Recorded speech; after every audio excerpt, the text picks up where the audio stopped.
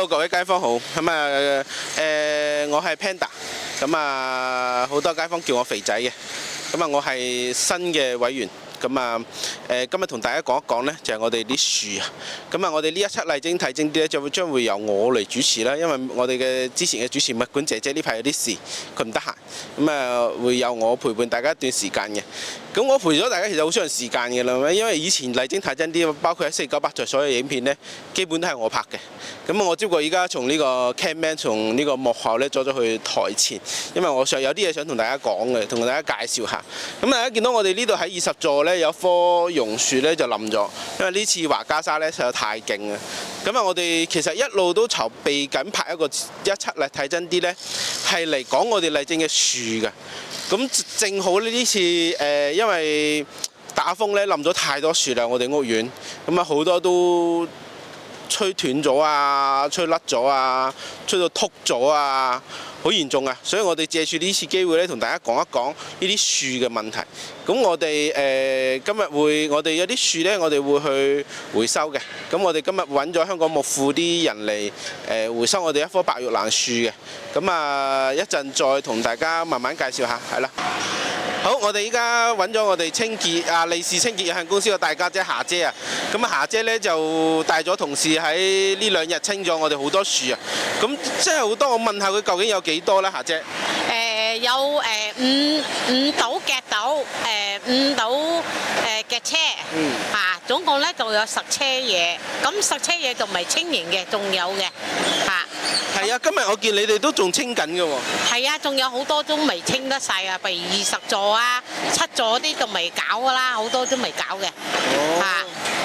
係咯，霞姐，你做咗清潔大家姐都好多年嘅，你有冇見過有其他你喺其他屋苑嘅時候有冇見過好似我哋咁多樹冧咗㗎？冇喎，霞姐做清潔做咗30幾年喎，但未試過真係咁犀利，即係麗晶啲樹木咁犀利咯，咁就。係咯，所以我哋真係要注重保養我哋啲樹木。好，唔該晒霞姐。好啊，多謝晒。Hello Jessie， 呢次係我第一次出鏡啊。好啊，我唔知第幾次，不過都好高興接受你嘅訪問。係啦，我就因為物管姐姐唔得閒啦，咁所以我嚟主持下。可以啊。咁我哋主要講呢，就係我哋啱啱打完風嘅第3日。咁我哋知道呢，我哋打風之前呢，其實我都知道你想收樹㗎啦，係咪？係啊，因為有冇諗過我哋屋苑有幾多棵樹啊？100零棵啦。多啲。200零。正確數字就應該係有227棵樹，好多啊！我覺得。哇，227棵都好多喎！我哋其實算得話大唔大啦，但係齋樹啫喎，唔包嗰啲灌木㗎喎。唔包㗎，唔包㗎。咁我哋咁樣一年，我哋維護樹木大概要幾多錢啊？嗱，如果你咁講呢，2023年9月開始呢，我哋就將我哋嘅園藝呢外判咗。咁呢之前係由宏建2個員工負責嘅。咁而家外判呢，可唔可以講價錢㗎？舊年嗰個咯，今年唔好講咯。舊年嗰個接近60萬啦，就包2個員工啦。咁就日常5次嘅淋水啦，定期修剪樹木啦，同埋施肥啊，同埋每年有樹木年檢啊，同埋有噴藥啊，各樣咯。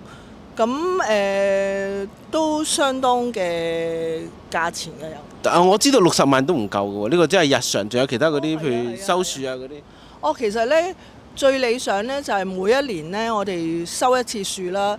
原來收樹呢，每年一次呢都要接近6位數字，10零萬啦應該。10零萬，哇，都唔少喎。咁我哋屋苑咁多棵樹，譬如我哋之前有樹冧咗啦，係咪冧咗就由佢㗎啦？原來係唔得嘅喎，原來根據呢個樹木嘅條例呢，我哋係唔可以隨便呢斬一棵樹嘅。咁原來有一定嘅程序嘅喎。咁我哋首先不如我講下啦。好啊，你講下。因為都想大家清楚少少。咁原來呢，我哋斬一棵樹啦，如果有危險呢，我哋要揾承辦商啦，就幫我哋做一個樹木報告。咁佢呢就將個報告呢就入去呢個地政處，咁要去審批啦。佢批咗呢，我哋先可以移樹嘅。移樹嘅時候呢，我哋又要有一個保種嗰個計劃呢，入去俾佢一次過批。即係如果你除咗又唔種翻呢，佢會追住你咯，即係政府追住你嘅，你幾時補翻啊咁樣咯？哦，即係唔係話有佢，譬如我哋打風甩咗，佢都會追我哋種嘅，係咪？會㗎會㗎。咁同埋咧呢個程序啦，因為又要入報告啦，又要影相啊，做一啲審批啊。其實梗係講錢啦。即係如果大概4萬蚊啦，即係我移一棵樹又種翻咧，其實要4萬蚊。4萬蚊，即係我哋228棵樹計埋都成1000萬㗎咯喎。哦，咁又唔係棵都有事嘅。不過根據啱啱做咗個樹木評估咧，我哋屋苑係有12棵樹要除㗎。12棵，哦。咁我哋呢次打風影響咗，咁我哋保種翻啲樹都要唔少錢㗎喎。之後就我哋都要盡快揾園藝咧，幫我哋做一次檢查啦。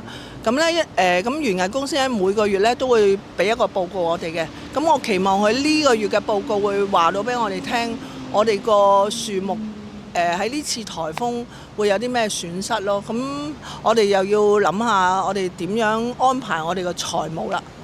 咁種都應該要揀翻啲我哋啱嘅樹啦，係嘛？即係譬如呢次榕樹冧咗2棵，都造成好大嘅損害。我哋個花槽好似又太細。其實係啊，因為冧咗樹之後呢，我行過隔離啟業啦，同埋另外一個屋苑，我又唔記得啟泰苑，我發覺佢哋個花槽呢大過我哋好多啦，但係佢哋種嘅樹係少過我哋好多咯。咁同埋呢，20座呢冧咗一棵樹呢，而家應該個根都未除。我見到佢個根其實因為係一棵榕樹嚟嘅，嗰個根都好闊啦，同埋好密啊。咁我相信我哋第日再種翻嘅樹呢，盡量唔好咁快大啦，同埋個根呢唔係咁強嘅，即係強嘅意思唔係咁霸道。咁所以都要研究下。係啦，咁我哋咁樣嘅情況嚟睇，我哋嘅樹嘅保養真係好重要喎。即係譬如我哋日常收樹啊，係嘛？都係。咁因為我有一個問題啦，因為我哋2024年收過一次，大收過一次樹啊。咁嗰陣時好多街坊都出嚟話：哎呀，收得好樣衰啊咁樣。咁呢個你覺得，即係我覺得收樹係必須㗎嘛，係咪？嗱，如果你咁講呢，收樹咪好似我哋剪頭髮咁啫嘛。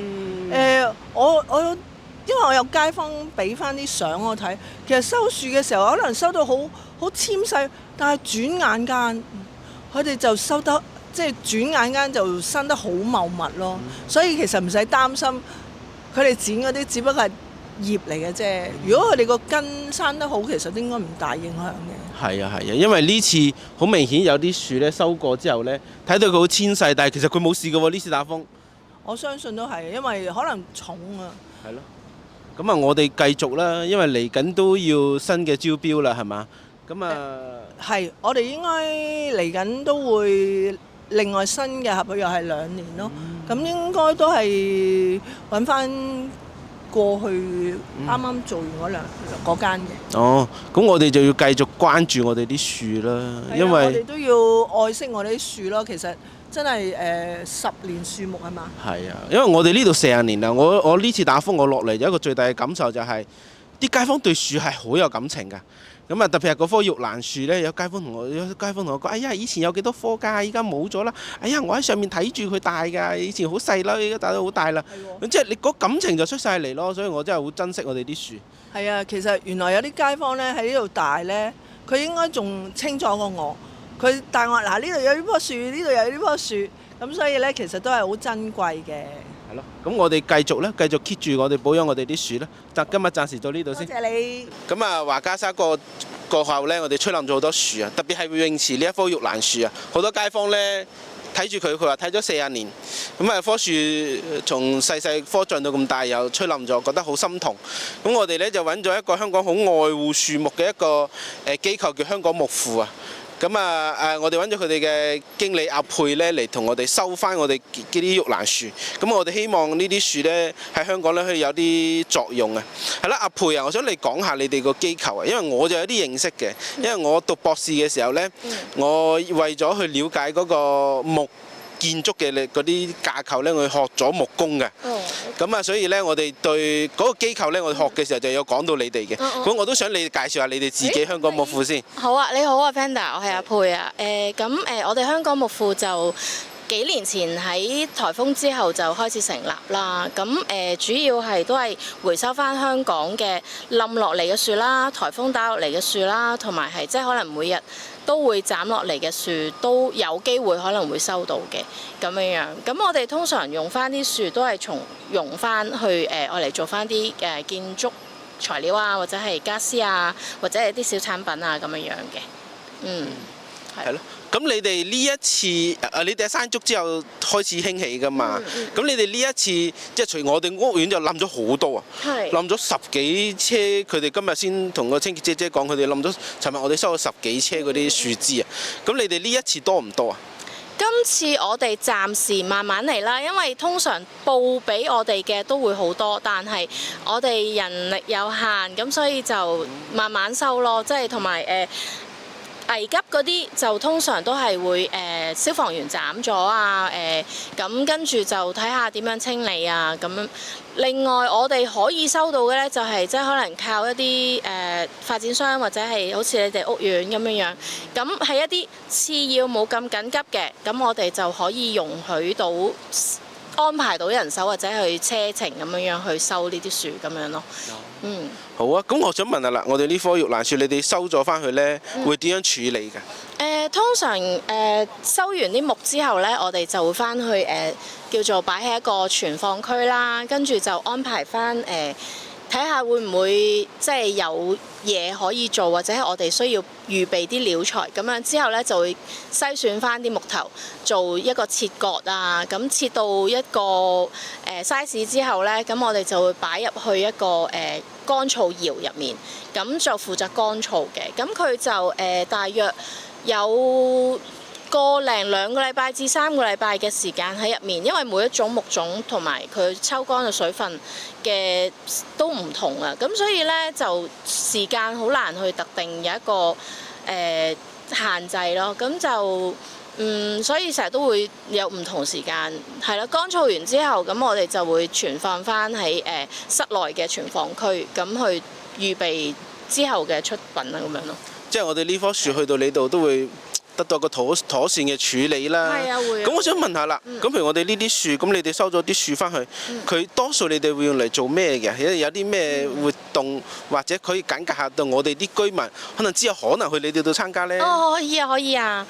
如果以呢一度為例啦，咁我哋其實可以做啲小圓凳啦。咁最簡單嘅，咁可以令到即係屋企又唔係話可能即係咁多地方，咁就可以有一張凳仔，咁已經可以擁有翻自己區裡面嘅一棵樹擺翻喺自己屋企。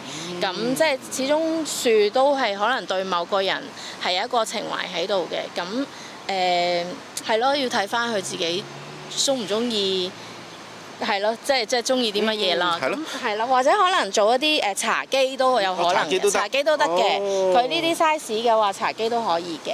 咁就係咯，可以到時如果有興趣就揾我哋。係咯。咁個過程大概要幾耐啊？即係你頭先講咗，從處理啊，然後到即係譬如我都知一木其實你同處理乾燥，好似話要幾年時間。你哋嗰度使唔使咁耐？我哋唔使幾年嘅，因為正常以前嘅人都係會擺喺一啲風乾。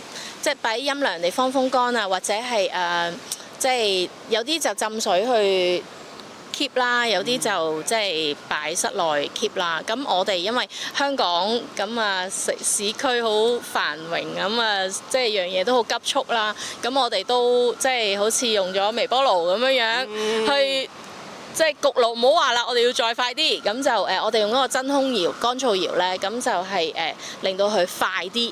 再快啲乾嘅，咁就可能有少少唔好嘅就係佢收乾水分嘅速度會急速快咗，咁佢就會有裂痕，但係我哋就會修補好呢啲裂痕去再做一啲產品出嚟咁樣咯。因為如果唔係我哋即係一兩年兩三年先至乾到嘅話，其實就喺香港做唔到呢一個產品㗎啦。好啊，咁啊好啊。咁啊好啊！我哋都希望我哋棵玉蘭樹之後有啲作用嘅。咁啊，我會再同你聯絡嘅，睇下我哋可唔可以即係你乾燥咗之後話俾我哋睇下居民有冇興趣。咁啊，到時可能去你哋參加啲活動，又再帶佢翻去咯，好嘛？可以啊。係咯，好，唔該晒你，唔該晒。好。